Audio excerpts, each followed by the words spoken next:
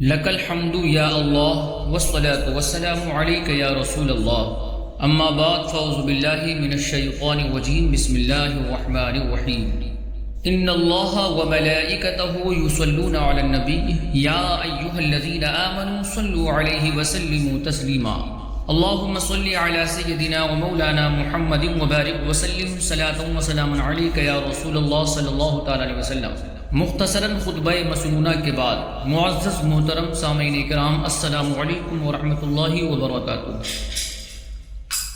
گفتگو کا سلسلہ دراز کیا جائے اس سے پہلے اللہ کی بارگاہ میں دعا کر لیں کہ مالک و مولا مجھ حقیر و فقیر کو حق کہنے کی توفیق عطا فرمائے، ہم سبوں کو حق قبول کرنے کی اور اس پر عمل کرنے کی توفیق عطا فرمائے۔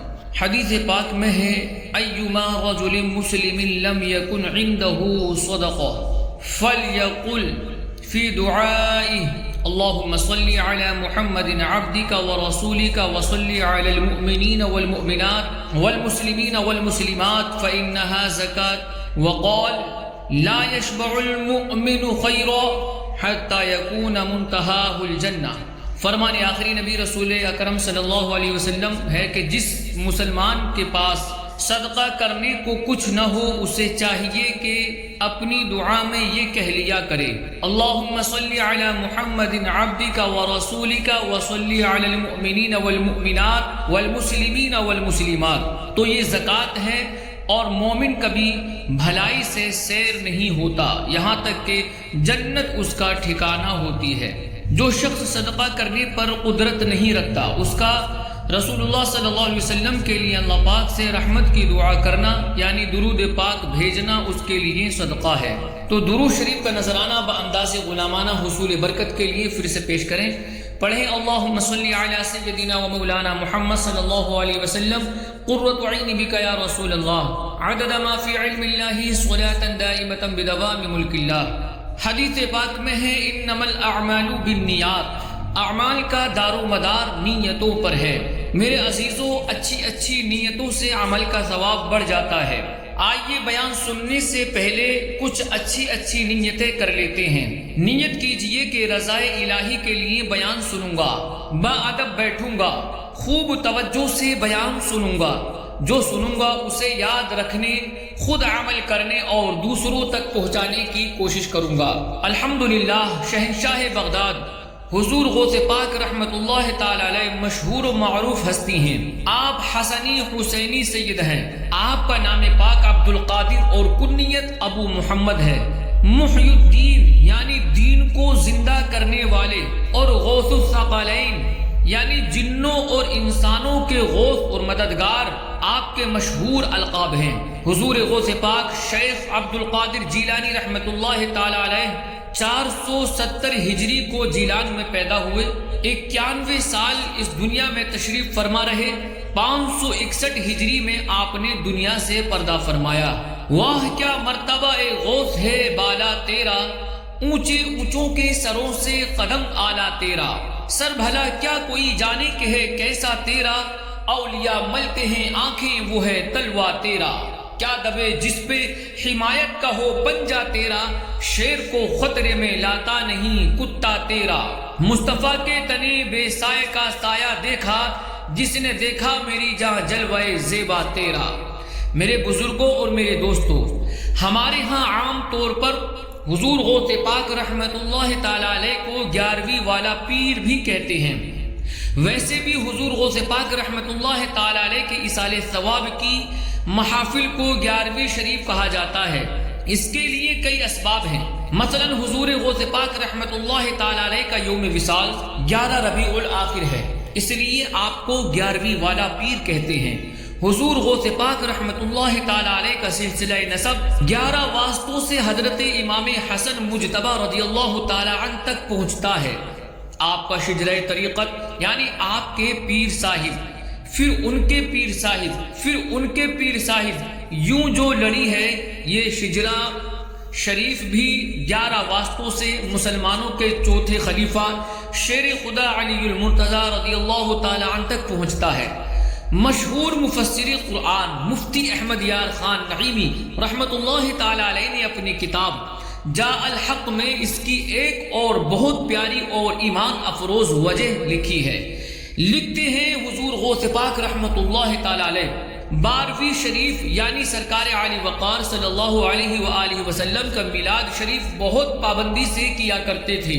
ایک دن رسول ذیشان مکی مدنی سلطان صلی اللہ علیہ وآلہ وسلم خواب میں تشریف لائے اور فرمایا عبد القادر تم نے ہمیں 12ویں سے یاد کیا، ہم تمہیں 11ویں دیتے ہیں۔ چونکہ یہ سرکاری عطیہ ہے اس لیے تمام دنیا میں پھیل گیا۔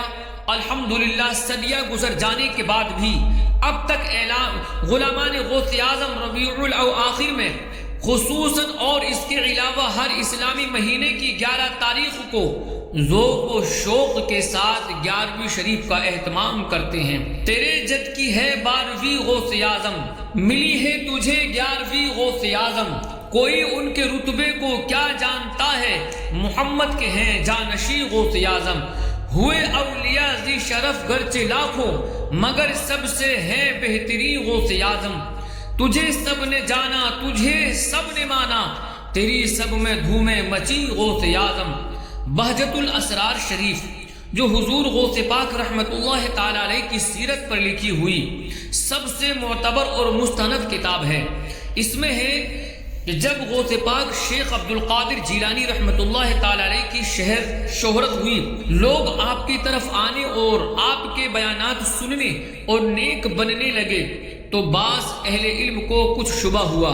چنانچہ بغداد کے 100 بڑے بڑے علماء جو بہت ماہر عالم اور بہت ہی ذہین تھے، انہوں نے آپس میں مشورہ کیا اور 100 مختلف دینی مسئلے جمع کیے۔ تو یہ پایا کہ سب غوث پاک رحمت اللہ تعالی علیہ کی خدمت میں جا کر اپنا اپنا مسئلہ پوچھیں گے تاکہ معلوم ہو کہ آپ کا علمی مقام و مرتبہ کیا ہے۔ چنانچہ سب نے بہت سوچ و بچار کر اپنے مطابق بہت ہی مشکل مسئلے نکال لیے اور غوث پاک رحمت اللہ تعالی علیہ کی محفل میں پہنچ گئے۔ حضرت شیخ مفرجہ رحمت اللہ تعالی علیہ فرماتے ہیں میں بھی اس وقت محفل پاک میں حاضر تھا۔ جب وہ علماء محفل میں آ کر بیٹھے تو غوث پاک رحمت اللہ تعالی علیہ نے اپنا سر مبارک جھکا دیا، فوراً ہی آپ کے سینے پاک سے ایک روشنی چمکی اور ان سب اہل علم کے سینوں پر سے گھوم گئی۔ اب کیا تھا وہ روشنی جس عالم کے سینے پر سے گزرتی گئی وہ حیرت میں پڑ کر تڑپنے لگا۔ ان سب اہل علم نے اپنے گریبان پھاڑ دیے اور ننگے سر ہو کر غوث پاک رحمت اللہ تعالی علیہ کے قریب ہوئے اور آپ کے قدموں پر سر رکھ دیے۔ غوث پاک رحمت اللہ تعالی علیہ جو رحمت للعالمین صلی اللہ علیہ وآلہ وسلم کے شہزادے ہیں، آپ صلی اللہ علیہ وآلہ وسلم کی اولاد میں سے ہیں، آپ کو ان اہل علم پر رحم آ گیا۔ آپ ایک ایک کر کے سب کو اپنے سینے سے لگاتے گئے اور فرماتے گئے تمہارا سوال یہ ہے اور اس کا جواب یہ ہے۔ یوں ہی کرتے کرتے سارے اہل علم کے سوال بھی خود بتا دیے اور جواب بھی خود ہی ارشاد فرما دیے۔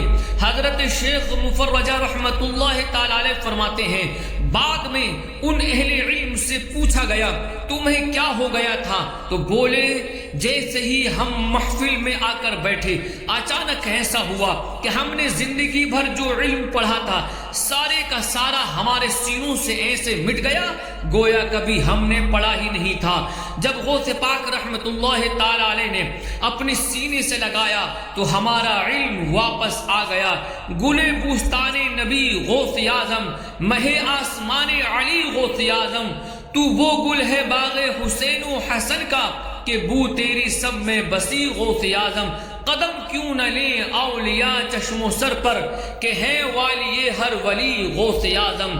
میرے عزیزوں، میرے بزرگوں، اس واقعے سے ایک اہم بات جو ہمیں سیکھنے کو ملتی ہے وہ یہ کہ کبھی بھی اپنے علم اور اپنی معلومات کے بھروسے پر نیک لوگوں کا امتحان نہیں لینا چاہیے۔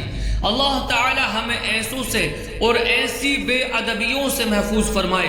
یاد رکھیے اللہ تعالی کے جو نیک بندے ہوتے ہیں اللہ تعالی کی بارگاہ میں ان کا بڑا مقام ہوتا ہے۔ بخاری شریف میں حدیث قدسی ہے یعنی زبان محبوب ذیشان صلی اللہ علیہ وسلم کی ہے مگر فرمان اللہ رب العالمین کا ہے۔ اللہ پاک فرماتا ہے من عاد لی ولیا فقد آذنتہ بالحرب، یعنی جو بندہ میرے کسی ولی سے دشمنی رکھے میں یعنی اللہ رب العالمین اس سے اعلان جنگ دیتا ہوں۔ اللہ کیسی سخت وعید ہے، بھلا غور تو فرمائیے، جسے اللہ پاک اعلان جنگ دے وہ دنیا اور آخرت میں ذلت سے کیسے بچ سکتا ہے؟ ہرگز نہیں بچ سکتا۔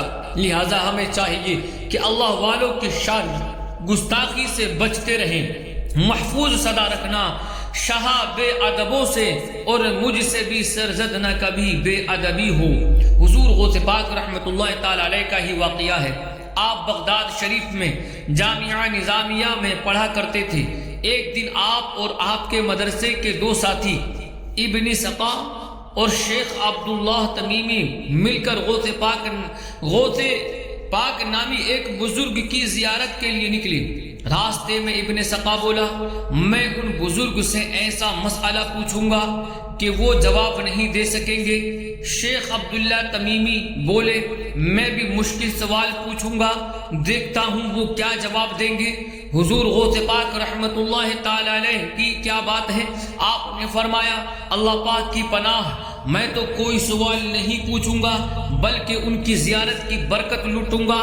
اب یہ تینوں حضرات ان بزرگ کی خدمت میں پہنچے۔ انہوں نے ابن سقا کو دیکھتے ہی جلال میں آ کر فرمایا، اے ابن سقا، تیری ہلاکت ہو، تو مجھ سے ایسا مسئلہ پوچھنے آیا ہے جس کا مجھے جواب نہیں آئے گا۔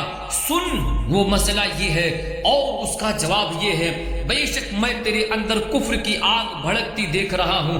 پھر شیخ عبداللہ تمیمی سے فرمایا، تم میرے علم کا امتحان لینے آئے ہو، سنو، تمہارا سوال یہ ہے اور اس کا جواب یہ ہے، اور تمہاری بے ادبی کی وجہ سے میں دیکھ رہا ہوں کہ دنیا تمہارے کانوں کی لو تک پہنچ گئی ہے۔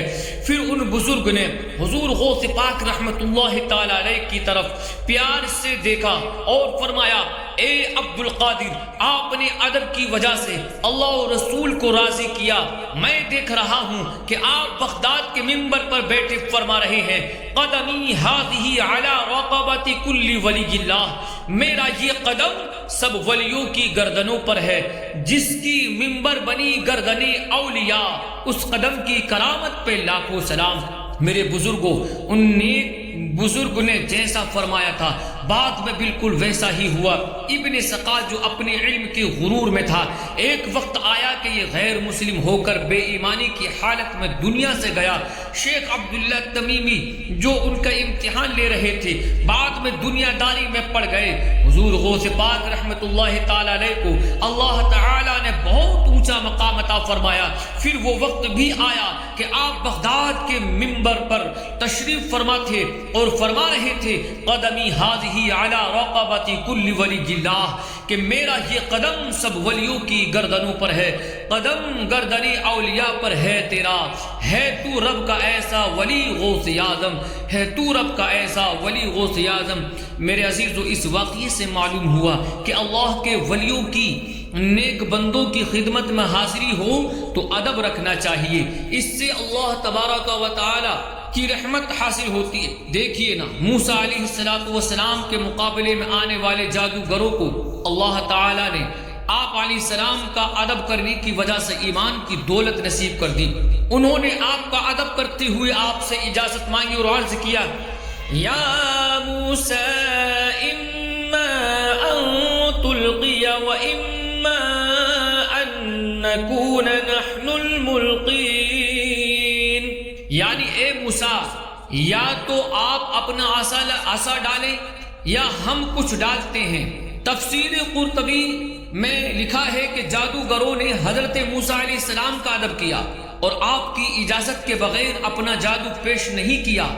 اللہ تعالیٰ نے اسی ادب کی وجہ سے انہیں ایمان اور ہدایت کی دولت عطا فرمائی۔ لہٰذا اللہ والوں کی بارگاہ میں حاضری کے وقت ہمیں ادب ہی ادب رکھنا چاہیے۔ اللہ تعالیٰ کے نیک بندوں کے سامنے اپنی 4 کتابوں کے علم پر مغرور نہیں ہونا چاہیے، ورنہ اس کا سخت نقصان بھی ہو سکتا ہے۔ اللہ پاک ہمیں عمل کی توفیق نصیب فرمائے۔ محفوظ صدا رکھنا شاہ بے ادبوں سے، اور مجھ سے بھی سرزد نہ کبھی بے ادبی ہو۔ میرے بزرگوں، ہم نے سنا 100 اہل علم حضور غوث پاک رحمت اللہ تعالی علیہ کا امتحان لینے آئے۔ آپ نے پل بھر میں ان سب کے دلوں پر تصرف فرمایا، سب کے دلوں سے علم کو کھینچ لیا، پھر رحم و کرم فرماتے ہوئے سب کا علم واپس بھی لوٹا دیا۔ اس سے معلوم ہوا اللہ پاک نے حضور غوث پاک رحمت اللہ تعالی علیہ کو دلوں پر قبضہ عطا کیا ہے۔ آپ جب چاہتے ہیں، جس کے دل پر چاہتے ہیں، تصرف فرماتے ہیں۔ شیخ شہاب الدین سہروردی رحمت اللہ تعالی علیہ فرماتے ہیں کہ میں اپنے چچا جان حضرت ابو نجیب رحمت اللہ تعالی علیہ کے ساتھ حضور غوث پاک رحمت اللہ تعالی علیہ کی بارگاہ میں حاضر ہوا۔ ہم جب تک حضور غوث پاک رحمت اللہ تعالی علیہ کی بارگاہ میں حاضر رہے، میرے چچا جان رحمت اللہ تعالی علیہ با ادب خاموشی کے ساتھ آپ رحمت اللہ تعالی علیہ کی طرف متوجہ ہو کر بیٹھے رہے۔ جب ہم وہاں سے واپس آئے تو میں نے چچا جان رحمت اللہ تعالی علیہ سے پوچھا، کیا وجہ ہے کہ آپ حضور غوث پاک رحمت اللہ تعالی علیہ کی بارگاہ میں اتنے با ادب طریقے سے بیٹھے ہوئے تھے؟ میرے چچا جان رحمت اللہ تعالی علیہ نے فرمایا کہ میں اس ہستی کا ادب کیوں نہ کروں جن کو اللہ تعالی نے تمام اولیاء کے دلوں پر اور ان کے احوال پر قبضہ عطا فرما دیا ہو۔ واہ کیا مرتبہ غوث ہے بالا تیرا، اونچے اونچوں کے سروں سے قدم اعلیٰ تیرا، سر بھلا کیا کوئی جانے کے ہے کیسا تیرا، اولیاء ملتے ہیں آنکھیں وہ ہے تلوا تیرا، کیا دبے جس میں حمایت کا ہو پنجہ تیرا، شیر کو خطرے میں لاتا نہیں کتا تیرا، مصطفیٰ کے تنے بے سایہ کا سایہ دیکھا، جس نے دیکھا میری جان جلوہ زیبا تیرا۔ حضرت عمر بزاز رحمت اللہ تعالی علیہ فرماتے ہیں، ایک دن میں حضور غوث پاک شیخ عبد القادر رحمت اللہ تعالی علیہ کے ساتھ جامع مسجد کی طرف جا رہا تھا۔ خلاف معمول راستے میں کسی نے بھی آپ رحمت اللہ تعالی علیہ کو سلام نہیں کیا۔ میں بڑا حیران ہوا اور دل میں سوچا کہ پہلے تو مسجد جاتے ہوئے لوگوں کا آپ کو سلام کرنے کے لیے رش لگ جاتا تھا، لیکن کیا وجہ ہے کہ آج کوئی بھی آپ کو سلام نہیں کر رہا ہے؟ فرماتے ہیں اتنا سوچنے کی دیر تھی کہ لوگ حضور غوث پاک رحمت اللہ تعالی علیہ کو سلام کرنے کے لیے لپکے۔ دیکھتے ہی دیکھتے اتنا رش ہو گیا کہ آپ رحمت اللہ تعالی علیہ سے میں دور ہو گیا۔ یہ صورتحال دیکھ کر میں نے دل میں سوچا، افسوس اس سے تو یہی بہتر تھا کہ لوگ آپ کی طرف متوجہ نہ ہوتے، کم از کم مجھے آپ رحمت اللہ تعالی علیہ کا قرب تو حاصل تھا۔ اتنا سوچنے کی دیر تھی کہ غوث پاک رحمت اللہ تعالی علیہ نے میری طرف دیکھا اور مسکراتے ہوئے فرمایا، اوا ما علمت ان قلوب الناس بیدی ان شئت صرفتها عنی وان شئت اقبلت بها الی، یعنی کیا تمہیں معلوم نہیں کہ لوگوں کے دل میرے قبضے میں ہیں، چاہوں تو اپنی طرف سے پھیر دوں اور چاہوں تو اپنی طرف متوجہ کر لوں۔ اللہ اکبر، کیا شان ہے میرے غوث پاک کی۔ عاشق غوث اعظم اعلیٰ حضرت امام اہل سنت شاہ امام احمد رضا خان رحمت اللہ تعالی علیہ بارگاہ غوثیت میں عرض کرتے ہیں، غرض آقا سے کروں عرض کہ تیری ہے پناہ، بندہ مجبور ہے خاطر پہ ہے قبضہ تیرا، کنجیاں دل کی خدا نے تجھے دی ایسی کر کہ یہ سینہ ہو محبت کا خزینہ تیرا۔ میرے بزرگوں، اعلیٰ حضرت امام اہل سنت رحمت اللہ تعالی علیہ کے شعر کا یہ جو مصرع ہے نا، بندہ مجبور ہے خاطر پہ ہے قبضہ تیرا، ایک مرتبہ کسی عاشق رسول نے اعلیٰ حضرت رحمت اللہ تعالی علیہ کی خدمت میں خط لکھا اور کہا، آپ کا یہ جو مصرع ہے اس میں آپ نے لکھا کہ حضور غوث پاک رحمت اللہ تعالی علیہ دلوں پر قبضہ رکھتے ہیں، یہ مصرع مجھے غلط محسوس ہوتا ہے۔ حدیث پاک میں تو یہ ہے کہ دل اللہ پاک کے قبضے میں ہے، وہ جدھر چاہتا ہے دلوں کو پھیر دیتا ہے۔ حدیثوں میں اللہ پاک کو مقلب القلوب یعنی دلوں کو پھیرنے والا فرمایا گیا ہے۔ پھر غوث پاک رحمت اللہ تعالی علیہ کے لیے کیسے کہا جا سکتا ہے کہ آپ دلوں پر قبضہ رکھتے ہیں؟ تو اب سنیے امام اہل سنت، اب امام اعلیٰ حضرت رحمت اللہ تعالی علیہ نے اس کا جواب ارشاد فرمایا۔ سبحان اللہ، اعلیٰ حضرت امام اہل سنت رحمت اللہ تعالی علیہ کی کیا بات ہے، جب علمی بحث فرماتے ہیں تو قرآن و حدیث کی روشنی میں ایسے ایسے دلائل دیتے ہیں کہ روح خوش ہو جاتی ہے، ایمان تازہ ہو جاتا ہے، علم کا چشمہ ہوا ہے۔ موجزن تحریر میں جب قلم تم نے اٹھایا اے امام احمد رضا امام اہل سنت، حضور اعلیٰ حضرت رحمت اللہ تعالی علیہ نے کیا عمدہ جواب ارشاد فرمایا؟ فرماتے ہیں الحق، یعنی بالکل حق ہے، سچ ہے کہ اللہ پاک ہی مقلب القلوب ہے، دلوں کو پھیرنے والا ہے۔ سب کے دلوں، نہ صرف دل بلکہ عالم کے ذرے ذرے پر حقیقی قبضہ اللہ تعالی ہی کا ہے، مگر یاد رکھو نہ اس کی قدرت محدود، نہ اس کی عطا کا دروازہ مسدود، یعنی اللہ پاک اس بات پر بھی قدرت رکھتا ہے کہ اپنے نیک بندے، صالح بندوں، اپنے ولیوں کو بھی دلوں پر قبضہ عطا فرما دے۔ اللہ پاک قرآن کریم میں فرماتا ہے وَلَكِنَّ اللَّهَ يُسَلِّطُ رُسُلَهُ عَلَى مَن يَشَاءُ، یعنی ہاں اللہ اپنے رسولوں کو جس پر چاہتا ہے غلبہ دے دیتا ہے۔ پتہ چلا کہ اللہ پاک چاہے تو اپنے محبوبوں کو آنکھوں کانوں پر قبضہ عطا فرما دیتا ہے، ہاتھ پیروں پر قبضہ عطا فرماتا ہے، دل و دماغ، ہوش و حواس، ان سب پر قبضہ عطا فرما دیتا ہے۔ نہ اس کی قدرت میں کمی ہے، نہ عطاؤں میں تنگی ہے۔ اس کے بعد اعلیٰ حضرت رحمت اللہ تعالی علیہ نے اس کی چند مثالیں ذکر کرتے ہوئے آپ لکھتے ہیں کیا فرشتے دلوں میں نیک ارادے نہیں ڈالتے؟ برے ارادوں سے دل نہیں پھیرتے؟ بالکل، اللہ تعالیٰ کی عطا سے فرشتے دلوں میں نیک ارادے بھی ڈالتے ہیں، بری باتوں سے دلوں کو پھیرتے بھی ہیں۔ حدیث پاک میں ہے ایک مرتبہ سرکار عالی وقار مکی مدنی تاجدار صلی اللہ علیہ وآلہ وسلم ایک راستے پر تشریف لائے، وہاں موجود صحابہ اکرام رضی اللہ تعالی عنہم سے فرمایا کیا تم نے ادھر سے کسی کو گزرتے دیکھا؟ عرض کیا جی ہاں یا رسول اللہ صلی اللہ علیہ وسلم، دحیہ کلبی ابھی یہاں سے گزرے ہیں۔ فرمایا حضور اکرم صلی اللہ علیہ وسلم نے یہ دحیہ کلبی نہیں بلکہ جبریل امین علیہ السلام تھے جو غیر مسلموں کے دلوں میں رعب ڈالنے آئے تھے۔ تو معلوم ہوا اللہ پاک اپنے فرشتوں کو یہ طاقت عطا فرماتا ہے کہ وہ بندوں کے دلوں پر تصرف کرتے ہیں، ان کے دلوں میں رعب بھی ڈالتے ہیں، خوشی کی کیفیات بھی ابھارتے ہیں۔ جب اللہ پاک فرشتوں کو یہ طاقت عطا فرما سکتا ہے تو اپنے نیک بندوں کو یہ طاقت کیوں عطا نہیں فرما سکتا؟ ضرور عطا فرما سکتا ہے اور عطا فرماتا بھی ہے۔ اعلیٰ حضرت امام اہل سنت رحمت اللہ تعالی علیہ مزید فرماتے ہیں فرشتوں کی شان تو بہت اونچی ہے، قرآن پڑھو پتہ چلتا ہے کہ شیطانوں کو بھی دلوں پر قبضہ دیا گیا ہے۔ قرآن کریم کی سب سے آخری دو آیتیں آپ سنیے، اللہ تعالی فرماتا ہے الذی یوسوس فی صدور الناس من الجنۃ والناس، یعنی وہ جو لوگوں کے دلوں میں وسوسے ڈالتا ہے جنوں اور انسانوں میں سے۔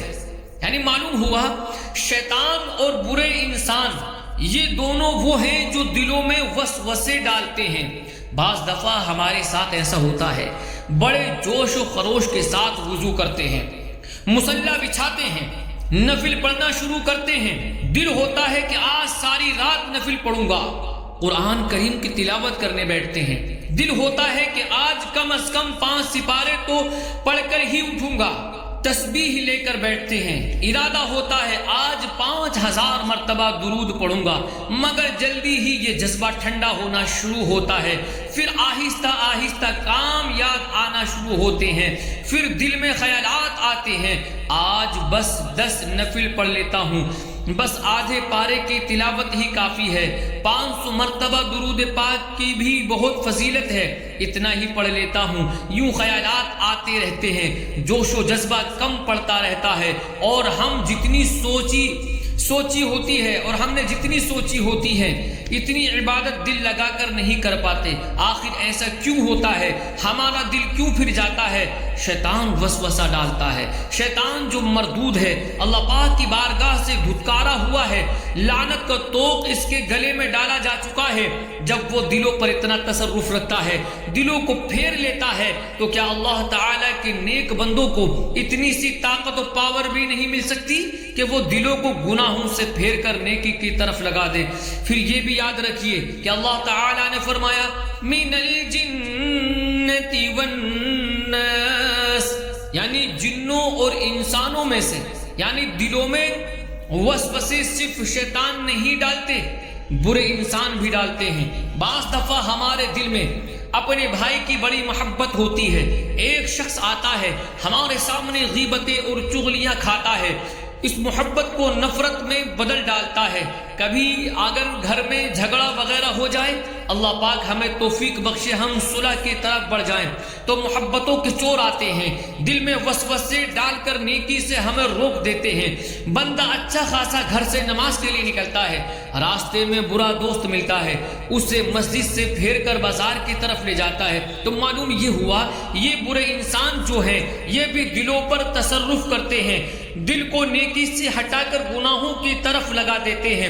جب برے انسانوں کو یہ پاور و طاقت دی گئی ہے، تو اگر اللہ تعالیٰ کے ولیوں کے متعلق کہا جائے کہ وہ دلوں پر قبضہ رکھتے ہیں، اپنی نگاہ کرم سے دلوں کو گناہ سے ہٹا کر نیکی کی طرف لگا دیتے ہیں، تو اس میں کوئی حرج کی بات نہیں، اس میں کچھ حرج کی بات نہیں۔ حدیث پاک میں ہے، رسول اکرم نور مجسم صلی اللہ علیہ وآلہ وسلم کی بارگاہ میں سوال ہوا، یا رسول اللہ صلی اللہ علیہ وسلم ولی کون ہوتے ہیں؟ تو پیارے آقا صلی اللہ علیہ وسلم نے فرمایا جنہیں دیکھ کر رب یاد آ جائے وہ ولی ہوتے ہیں۔ ایک روایت میں ہے، عرض کی گئی سب سے بہتر ہم نشین یعنی ساتھی جس کے پاس بیٹھا جائے کون ہے؟ سب سے بہترین ہم نشین کون ہے؟ سب سے بہترین ساتھی کون ہے جس کے پاس بیٹھا جائے؟ تو نبی اکرم صلی اللہ علیہ وسلم نے فرمایا وہ لوگ جنہیں دیکھنے سے رب یاد آئے، جن کی باتیں سن کر عمل کا جذبہ بڑھے، جن کے اعمال دیکھ کر آخرت کی یاد میں اضافہ ہو۔ امام ترمذی رحمت اللہ تعالی علیہ اس حدیث پاک کی شرح میں لکھتے ہیں، اللہ پاک کا جو ولی ہوتا ہے رب کریم اس کے دل کو نور سے بھر دیتا ہے، اس کی نگاہوں سے وہی نور جھلکتا ہے، جب وہ باتیں کرتا ہے تو اس کی زبان سے نور جھلکتا ہے، جب وہ کوئی عمل کرتا ہے تو اس کے اعمال سے وہ نور جھلک رہا ہوتا ہے۔ اس لیے اللہ پاک کے ولی کو دیکھنے سے دل پھرتے ہیں، دل سے غفلت دھل جاتی ہے، رب کی یاد دل میں بس جاتی ہے۔ جب اللہ پاک کے ولی کی باتیں سنتے ہیں تو اس کی زبان کے ذریعے جھلکنے والا دل کا نور ہمارے دل پر اثر کرتا ہے اور دل کا زنگ اتار کر دل کو نیک کاموں کی طرف پھیر دیتا ہے۔ تو معلوم ہوا اللہ پاک کے ولیوں کو جو نور عطا کیا جاتا ہے اس نور کے ذریعے سے وہ لوگوں کے دلوں پر حکومت کرتے ہیں۔ الحمدللہ ہمارے پیروں کے پیر دستگیر حضور غوث پاک رحمت اللہ تعالی علیہ ولی ہی نہیں بلکہ ولیوں کے سردار ہیں۔ آپ کو بھی دلوں پر قبضہ عطا کیا گیا ہے۔ آپ کا دلوں پر قبضہ کیسا ہے سنیے۔ حضرت ابو حسن قواس رحمت اللہ تعالی علیہ فرماتے ہیں ایک روز میں اور میرے ساتھ بہت سارے لوگ حضور غوث پاک رحمت اللہ تعالی علیہ کی زیارت کے لیے روانہ ہوئے۔ ہم سب اپنی مشکلات اور پریشانیوں کے حل و سولوشن کے لیے دعا کروانے کا ارادہ رکھتے تھے۔ راستے میں اور لوگ بھی ہمارے ساتھ مل گئے، ان میں ایک لڑکا تھا، میں اسے جانتا تھا، یہ بہت گھٹیا اخلاق والا تھا، اکثر ناپاک رہتا تھا۔ خیر ہم سب بارگاہ غوثیت کی طرف جا رہے تھے کہ اتفاق سے حضور غوث پاک رحمت اللہ تعالی علیہ سے راستے ہی میں ملاقات ہو گئی۔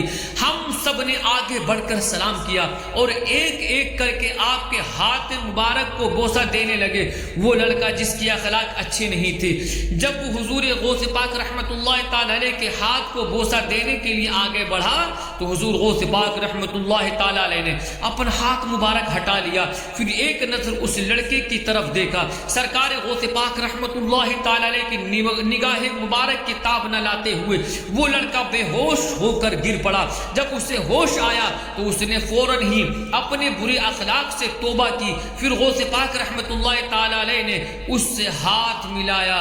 میرے بھائیوں، اس سے معلوم ہوا کہ اللہ تبارک و تعالی اپنے نیک ولیوں کو یہ پاور و طاقت عطا فرماتا ہے کہ لوگوں کے دلوں پر ان کا قبضہ ہوا کرتا ہے۔ میرے بھائیوں، ہم نے حدیث پاک سنی، اللہ پاک کا ولی کون ہوتا ہے؟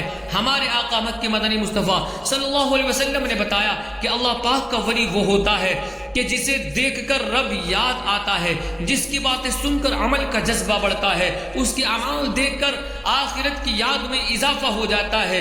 اللہ اکبر! ان تین نشانیوں کو اپنے دل میں بٹھا لینا چاہیے، کیونکہ لباس خضر میں یہاں سینکڑوں رہزن بھی پھرتے ہیں۔ اگر جینے کی خواہش ہے تو پہچان پیدا کر۔ کتنے ایسے ہوتے ہیں جو محبت الہی کے بڑے بڑے دعوے تو کرتے ہیں، اپنے طور پر بڑے ولی بنتے ہیں، مگر ان کی حالت ایسی ہوتی ہے کہ انہیں دیکھ کر رب کی یاد آنا تو دور کی بات، الٹا غفلت بڑھ جاتی ہے۔ ان کی باتیں سننے سے دل مردہ ہوتے ہیں، ان کے اعمال ایسے کہ خوف خدا رکھنے والا کانوں کو ہاتھ لگائے۔ توبہ توبہ کریں، اللہ تعالیٰ کو ناراض کرنے والے کام کرنے میں دلیر ہوتے ہیں، نمازیں قضا کرتے ہیں، روزے نہیں رکھتے، صدقہ و خیرات نہیں کرتے، عورتوں جیسے لمبے لمبے بال رکھے ہوتے ہیں، نشہ آور اشیاء مثلا بھنگ وغیرہ کے دور چل رہے ہوتے ہیں، اور دعویٰ کیا ہے؟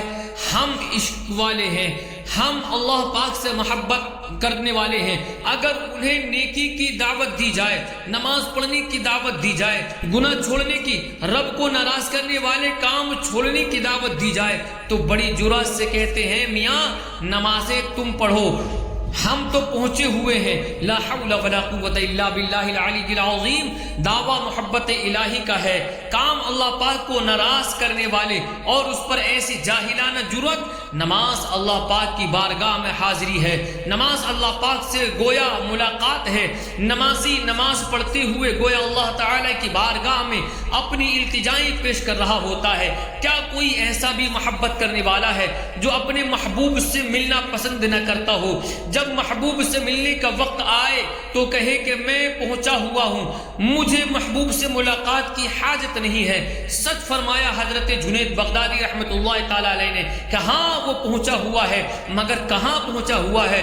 وہ پہنچا ہوا ہے دوزخ میں، وہ دوزخ میں پہنچا ہوا ہے۔ اللہ پاک قرآن کریم میں فرماتا ہے وَاعْبُدْ رَبَّكَ حَتَّى يَأْتِيَكَ الْيَقِينُ، اور اپنے رب کی عبادت کرتے رہو حتیٰ کہ تمہیں موت آ جائے۔ معلوم ہوا کوئی جہاں مرضی پہنچا ہوا ہو، جب تک زندہ ہے، عقل سلامت ہے، اس وقت تک عبادت سے خلاصی نہیں ہو سکتی۔ باقی رہا ایسے نادانوں کا محبت الہی کا دعویٰ کرنا، تو یہ بات صوفیہ اکرام رحمت اللہ تعالی علیہ نے محبت الہی کی تعریف ہی یہ کی ہے، مواقات القلب لمرادات الرب، اللہ پاک کی مرضی کے سامنے دل کو بچھا دینا، یہ ہے محبت الہی۔ معلوم ہوا جو بندہ خود کو اللہ پاک کے احکام کے سامنے، اللہ پاک کی رضا والے کاموں کے سامنے، اللہ پاک کی مرضی کے سامنے جھکا نہیں دیتا، وہ ابھی محبت الہی کی میم تک بھی نہیں پہنچ پایا۔ ایسے نادان ہرگز ولی نہیں، بلکہ دین کے دشمن، سستی شہرت کے طلبگار، اللہ پاک کے بندوں کو اللہ پاک سے دور کرنے والے ہوتے ہیں۔ ہم سب پر لازم ہے کہ ایسے ڈھونگیوں سے ہمیشہ دور رہیں اور اپنے ایمان کی حفاظت کی فکر کرتے رہیں۔ اللہ پاک ہمیں درست غلط کی سچی پہچان نصیب فرمائے، آمین بجاہی خاتم النبیین صلی اللہ علیہ وسلم۔ حضرت شیخ ابو صالح مغربی رحمۃ اللہ تعالی فرماتے ہیں کہ میں اپنے پیر و مرشد کی ہدایت پر فقر، غیر اللہ سے بے نیازی کی تعلیم حاصل کرنے کے لیے غوث پاک رحمت اللہ تعالی علیہ کی بارگاہ میں حاضر ہوا۔ ایک دن حضور غوث پاک رحمت اللہ تعالی علیہ نے مجھ سے فرمایا، اے ابو صالح، اگر تم فقر حاصل کرنا چاہتے ہو تو بغیر واسطے وسیلے کے اسے حاصل نہیں کر پاؤ گے۔ یاد رکھو کہ فقر حاصل کرنے کا واسطہ توحید ہے، اور توحید کی اصل یہ ہے کہ دل سے اللہ پاک کے سوا ہر کسی کا خوف و خطر مٹا دے، اور دل کو غیر اللہ کے خوف، دنیا کی محبت، نفسانی خواہشات کی پیروی سے بالکل پاک و صاف کر دے۔ میں نے عرض کی حضور آپ ہی مجھے یہ خوبی عطا فرما دیں۔ یہ بات سن کر حضور غوث پاک رحمت اللہ تعالی علیہ نے مجھ پر نظر کرم فرمائی۔ میرے دل سے یہ یعنی غیر اللہ پر بھروسہ کرنے، دنیا کی محبت، نفسانی خواہشات کی پیروی کی کیفیت و کنڈیشن ایسے دور ہو گئی کہ جیسے دن کے آنے سے رات کا اندھیرا دور ہو جاتا ہے۔ بندہ قادر کا بھی قادر بھی ہے، عبد القادر، سر باطن بھی ہے، ظاہر بھی ہے، عبد القادر، مفتی شرع بھی ہے، قاضی ملت بھی ہے، علم اسرار سے ماہر بھی ہے، عبد القادر، ذی تصرف بھی ہے، معزون بھی، مختار بھی ہے، کار عالم کا مدبر بھی ہے، عبد القادر۔ یعنی ہمارے غوث پاک رحمت اللہ تعالی علیہ عبد القادر ہیں، یعنی قدرتوں والے رب کریم کے بندے ہیں۔ اللہ پاک نے آپ کو قدرت عطا فرمائی ہے، آپ ظاہر و باطن کے رازدار ہیں، شریعت کے مفتی بھی ہیں، ملت کے قاضی بھی ہیں، باطنی علوم کے ماہر بھی ہیں۔ اللہ پاک نے آپ کو اختیارات و تصرفات عطا فرمائے ہیں، آپ کو زمانے کی تدبیر کی اجازت بھی عطا کی گئی ہے۔ میرے بزرگوں، میرے دوستوں، اس واقعے میں ایک تو یہ ذکر ہے کہ حضور غوث پاک رحمت اللہ تعالی علیہ دلوں پر حکومت رکھتے ہیں، اور حکومت بھی کیسی؟ ایک نگاہ فرما کر دل کو غیر اللہ سے خالی کر دیا، اور خالی بھی ایسا کیا کہ پھر زندگی بھر دل غیر اللہ کی طرف مائل نہ ہوا۔ پھر اس واقعے میں ہمارے لیے ایک سبق بھی ہے کہ اگر ہم اونچا رتبہ چاہتے ہیں، اللہ پاک کی بارگاہ میں قرب چاہتے ہیں، اللہ پاک کی رضا کے طلبگار ہیں، اس کے لیے دل کو غیر اللہ سے خالی کرنا پڑے گا۔ دنیا کی محبت و نفسانی خواہشات کی پیروی دل سے دور کرنی پڑے گی، تبھی دل میں اللہ تعالی کی محبت آئے گی، اللہ پاک کی یاد دل میں بسے گی۔ اس کی بھی ہمیں کوشش کرنی چاہیے، دل کو دنیا سے ہٹا کر اللہ پاک کی یاد میں لگا دینا چاہیے۔ ایک مرتبہ حضرت رابعہ رضی اللہ تعالی عنہا نے 7 روزے رکھے اور رات کو بالکل آرام نہ کیا۔ 8ویں دن بھوک کی سخت شدت ہوئی، نفس نے کھانے کی فریاد کی۔ اسی وقت ایک شخص پیالے میں کھانا لے کر حاضر ہوا۔ آپ رحمت اللہ تعالی علیہ نے پیالہ لیا اور چراغ جلانے اٹھی، اتنے میں کہیں سے بلی آئی اور اس نے پیالہ الٹ دیا۔ آپ رحمت اللہ تعالی علیہ نے پانی پینا چاہا تو چراغ بجھ گیا اور پانی کا پیالہ گر کر ٹوٹ گیا۔ آپ رحمت اللہ تعالی علیہ نے درد بھری آہ بھری اور بارگاہ الہی میں عرض کیا، اے مولا میرے ساتھ یہ کیسا معاملہ ہو رہا ہے؟ حاطف غیبی سے آواز آئی، اگر دنیاوی نعمتوں کی طلبگار ہو تو ہم عطا کیے دیتے ہیں، مگر اپنا درد تمہارے دل سے نکال لیں گے، کیونکہ 2 الگ الگ چیزیں ایک دل میں جمع نہیں ہو سکتی۔ اس کے بعد سے آپ رحمت اللہ تعالی علیہ نے دل کو محبت دنیا سے ایسے خالی کر لیا جیسے مرنے والا آخری وقت دل کو دنیاوی تصورات سے خالی کر لیتا ہے۔ ہر صبح آپ رحمت اللہ تعالی علیہ یہ دعا کیا کرتی تھی، الہی مجھے اپنی جانب ایسا متوجہ کر لے کہ دنیا والے مجھے تیری رضا والے کام کے سوا کسی کام میں مشغول نہ دیکھے۔ معلوم ہوا جس دل میں دنیا کی محبت ہو اس میں محبت الہی آنا مشکل ہے۔ حضرت عیسیٰ روح اللہ علیہ نبی علیہ الصلوۃ والسلام فرماتے ہیں، پانی اور آگ ایک برتن میں جمع نہیں ہوتے، یوں ہی دنیا اور آخرت کی محبت ایک دل میں جمع نہیں ہو سکتی۔ مسلمانوں کے چوتھے خلیفہ شیر خدا علی المرتضیٰ کرم اللہ تعالی وجہ الکریم فرماتے ہیں، دنیا اور آخرت 2 سوکنے ہیں، جتنا ایک سے راضی ہو گئے دوسری اتنا ناراض ہوگی۔ میرے بھائیوں، اس لیے دنیا سے آپ بچیں اور دل میں اللہ اور رسول کی محبت کو بٹھائیں۔ شیخ محمد بن محفوظ رحمت اللہ تعالی علیہ کا بیان ہے، ایک مرتبہ بہت سے پیر سرکار غوث پاک رحمت اللہ تعالی علیہ کی خدمت میں حاضر تھے۔ حضور غوث پاک رحمت اللہ تعالی علیہ نے فرمایا، اپنی اپنی حاجات بیان کیجئے، جس کو جو چاہیے ہوگا ملے گا۔ موقع غنیمت تھا، سب نے اپنی اپنی حاجتیں بیان کرنا شروع کی۔ کسی نے عرض کیا میں مجاہدہ یعنی نیکیوں میں خوب کوشش کرنے کی طاقت چاہتا ہوں۔ کسی نے عرض کیا میں خوف خدا کا طلبگار ہوں۔ کسی نے عرض کیا میں اپنے وقت کو محفوظ کرنا یعنی ذکر اللہ میں مشغول رہنا چاہتا ہوں۔ کسی نے عرض کیا میں علم میں اضافہ چاہتا ہوں۔ شیخ خلیل رحمۃ اللہ تعالی علیہ نے عرض کیا میں قطب بننا چاہتا ہوں۔ شیخ ابو البرکات رحمۃ اللہ تعالی علیہ نے عرض کیا میں اللہ پاک کی محبت میں خوب اضافہ چاہتا ہوں۔ شیخ ابو الفتوح رحمۃ اللہ تعالی علیہ نے عرض کیا میں قرآن کریم کا اور حدیث رسول کا حافظ بننا چاہتا ہوں۔ یوں سب اپنی اپنی حاجتیں بیان کرتے گئے۔ جب سب عرض کر چکے تو سرکار غوث اعظم رحمۃ اللہ تعالی علیہ نے فرمایا ہم سب کی حاجات پر سب کی مدد کرتے ہیں۔ شیخ ابو الخیر رحمۃ اللہ تعالی فرماتے ہیں اللہ پاک کی قسم اس مجلس میں جس نے جو مانگا تھا اس کو وہی ملا۔ شیخ حضرمی رحمت اللہ تعالی علیہ جنہوں نے قرآن پاک حفظ ہو جانے کی تمنا کی تھی، اللہ پاک نے انہیں توفیق عطا فرمائی اور انہوں نے 6 ماہ میں پورا قرآن کریم حفظ کر لیا۔ یوں ہی شیخ جبیل رحمت اللہ تعالی علیہ جنہوں نے عرض کیا تھا کہ میں اپنے وقت کو محفوظ کرنا یعنی ہر وقت ذکر اللہ میں مشغول رہنا چاہتا ہوں، یہ اس درجے پر پہنچے کہ ہر وقت تسبیح لیے ذکر اللہ میں مصروف رہا کرتے تھے۔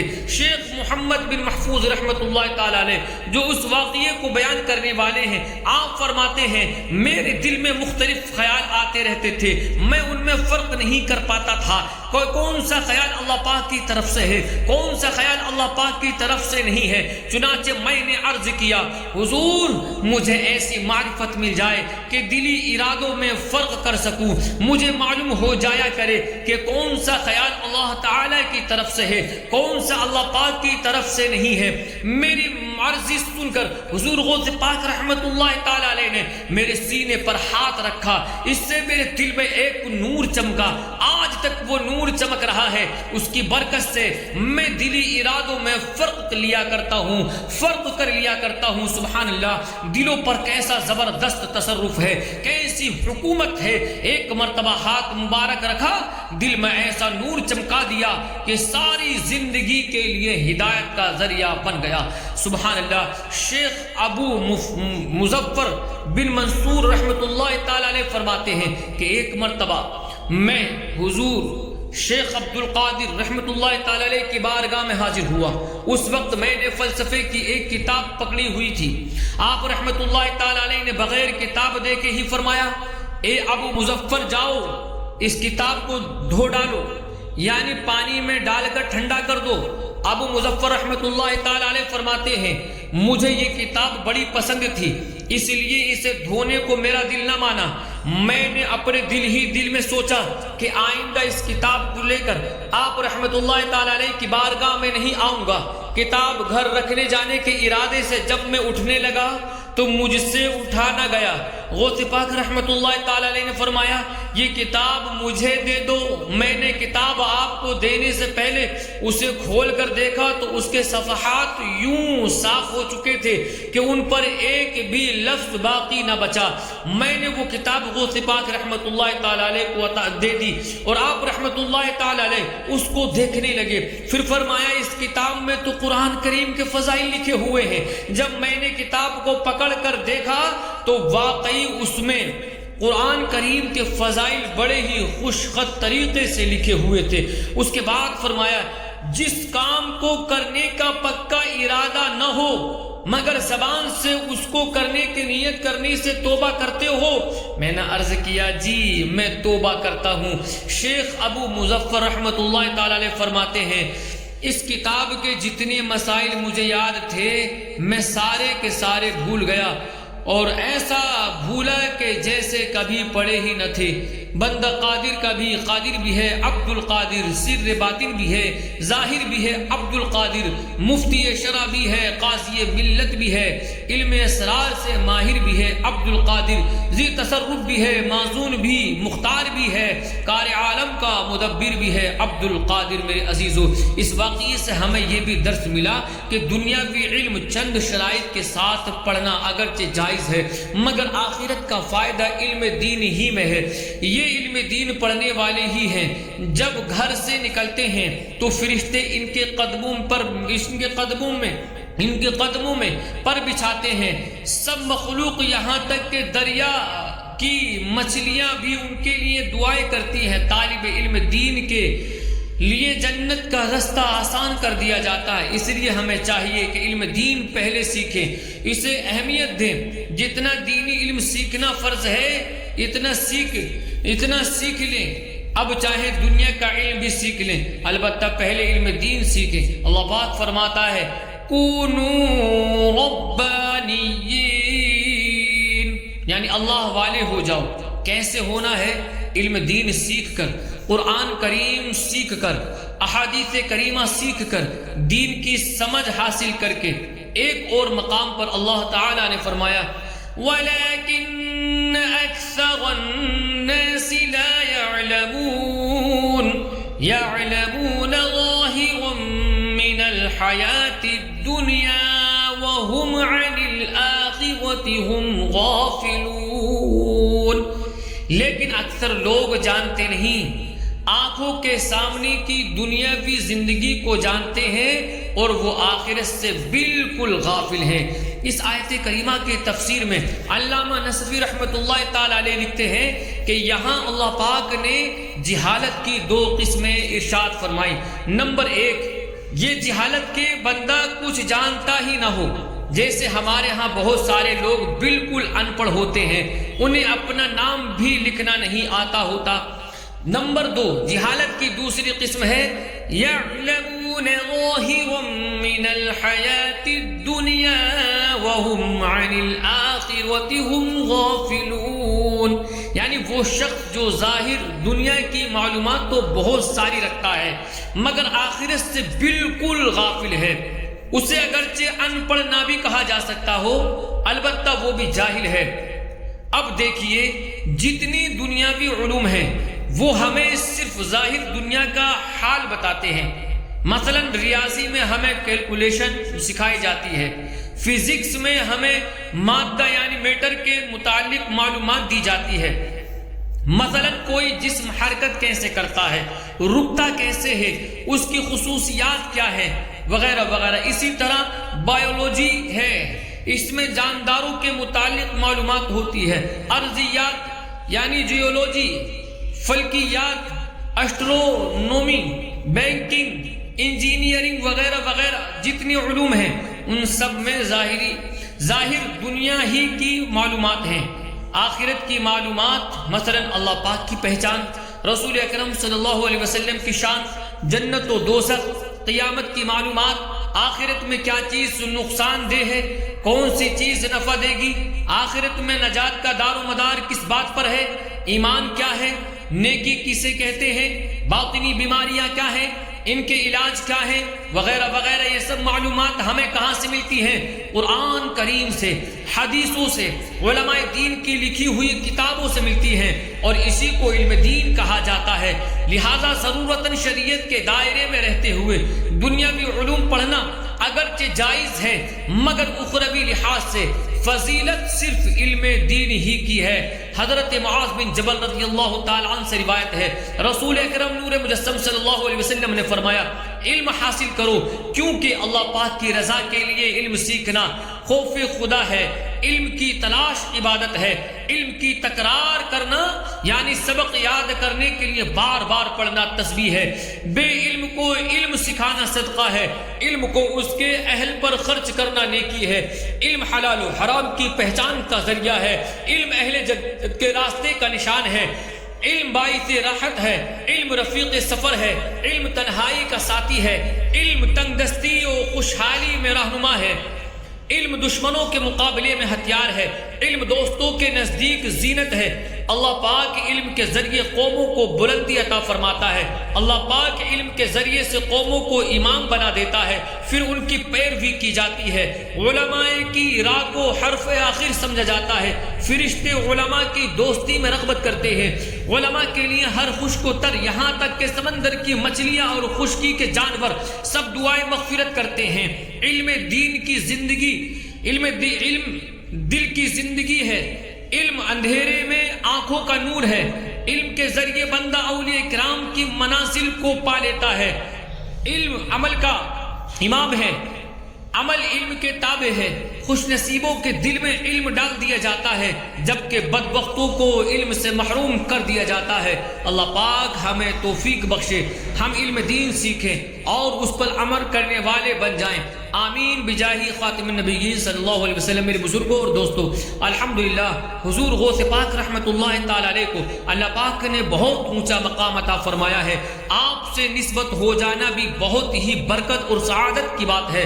حضرت شیخ ابو عبداللہ محمد رحمت اللہ تعالی علیہ فرماتے ہیں، حضرت شیخ عبد القادر جیلانی رحمت اللہ تعالی علیہ اپنے مریدوں کے لیے اس بات کے ضامن ہیں کہ ان میں سے کوئی شخص بغیر توبہ کے نہ مرے گا، اور ان کو یہ فضیلت دی گئی ہے کہ ان کے مرید اور 7 پشت تک ان کے مریدوں کے مرید جنت میں داخل ہوں گے۔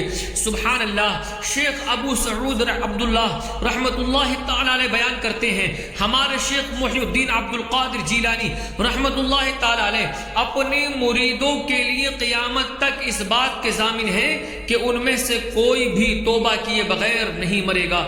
میرے بزرگوں، اگر آپ ابھی تک کسی جامع شرائط پیر سے بیعت نہیں ہیں تو مشورہ ہے کہ قادری سلسلے میں مرید ہو کر حضور غوث پاک رحمت اللہ تعالی علیہ کے ساتھ اپنی نسبت جوڑ لیجئے، انشاءاللہ الکریم دین و دنیا میں اس کی بے شمار برکتیں دیکھنے کو ملیں گی۔ یاد رکھیے مرید ہونا بہت ضروری ہے۔ اللہ کریم پارہ 6 سورۃ المائدہ آیت نمبر 35 میں ارشاد فرماتا ہے، یا ایھا الذین آمنوا اتقوا اللہ وابتغوا الیہ الوسیلہ، یعنی اے ایمان والو اللہ سے ڈرو اور اس کی طرف وسیلہ ڈھونڈو۔ مشہور مفسر قرآن مفتی احمد یار خان نعیمی رحمت اللہ تعالی علیہ اس آیت کریمہ کے تحت فرماتے ہیں، ہر چیز کی تلاش کے لیے دروازے الگ ہیں، ہر سودے کی جستجو کے لیے بازار دکانیں جداگانہ ہیں، اس چیز کی تلاش میں ان دروازوں ان دکانوں بازاروں میں جانا پڑتا ہے۔ خدا تعالیٰ کو ڈھونڈو حضور صلی اللہ علیہ وسلم کے دروازے پر، حضور صلی اللہ علیہ وسلم کو ڈھونڈو حضرات اولیاء اللہ کے دروازوں پر۔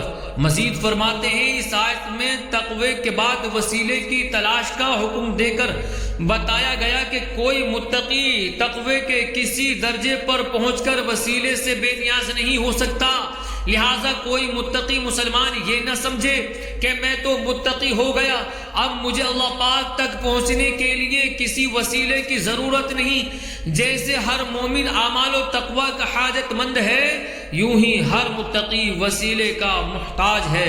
الحمدللہ کسی پیر کامل سے مرید ہونے کی بہت برکتیں اور فائدے ہیں، اس کی برکت سے ایمان کی حفاظت نصیب ہوتی ہے، نماز روزے کی پابندی نصیب ہوتی ہے، حلال و حرام کی پہچان نصیب ہوتی ہے، احترام مسلم و جذبہ ایمانی نصیب ہوتا ہے، شیطان سے حفاظت ہو جاتی ہے، دل میں عبادت کا شوق اور تلاوت قرآن کا ذوق ملتا ہے، بری صحبت سے بچنے کا زہر بنتا ہے، گناہوں سے توبہ نصیب ہوتی ہے، دینی اور دنیاوی پریشانیاں دور ہوتی ہیں، انسان کا کردار اچھا ہو جاتا ہے۔ میرے بزرگوں اور دوستوں، بیان کو اختتام کی طرف لاتے ہوئے سنت کی فضیلت اور چند آداب زندگی بیان کرنے کی سعادت حاصل کرتا ہوں۔ تاجدار رسالہ شہنشاہ نبوت صلی اللہ علیہ وآلہ وسلم نے فرمایا، من احب سنتی فقد احبنی ومن احبنی کان معی فی الجنہ، جس نے میری سنت سے محبت کی اس نے مجھ سے محبت کی، اور جس نے مجھ سے محبت کی وہ جنت میں میرے ساتھ ہوگا۔ مسواک کرنے کی سنتیں اور آداب سماعت کیجئے۔ نبی پاک صلی اللہ علیہ وسلم نے فرمایا، 2 رکعت مسواک کر کے پڑھنا بغیر مسواک کی 70 رکعتوں سے افضل ہے۔ نبی پاک صلی اللہ علیہ وسلم نے فرمایا کہ مسواک کا استعمال اپنے لیے لازم کر لو، کیونکہ اس میں منہ کی صفائی اور اللہ پاک کی رضا کا سبب ہے۔ میرے بزرگوں، حضور نبی پاک صلی اللہ علیہ وآلہ وسلم ہر رات بار بار مسواک کرتے تھے، ہر بار سوتے وقت بھی اور بیدار ہوتے وقت بھی۔ بغیر اچھی نیت کے مسواک کرنے سے طبی فوائد، میڈیکل بینیفٹس تو حاصل ہوں گے مگر ثواب نہیں ملے گا۔ وضو کے لیے مسواک کرنا ہو تو یوں 3 نیتیں کر لیجئے: رضا الہی، سنت کی ادائیگی اور ذکر و درود کے لیے منہ کو پاکیزہ کرنے کی غرض سے مسواک کروں گا۔ مشائخ کرام فرماتے ہیں کہ جو شخص مسواک کا عادی ہو مرتے وقت اسے کلمہ پڑھنا نصیب ہوگا۔